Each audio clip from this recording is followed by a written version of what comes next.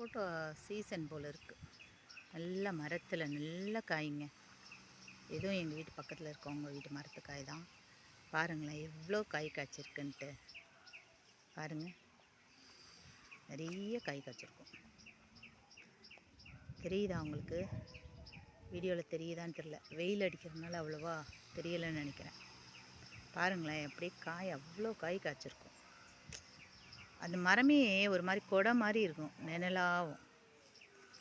அது நான் போகிற வரப்பெல்லாம் பார்த்துட்டே இருப்பேன். சரி இன்றைக்கி ஒரு வீடியோ எடுப்போம் அப்படின்னு சொல்லிட்டு எடுத்தேன்.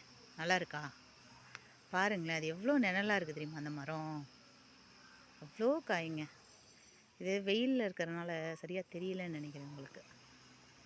ரொம்ப நல்லாயிருக்கு மரம் பார்க்குறதுக்கே. அது கொடை மாதிரி இருக்கும் பார்த்துக்கோங்க அந்த சப்போட்டா மரம்.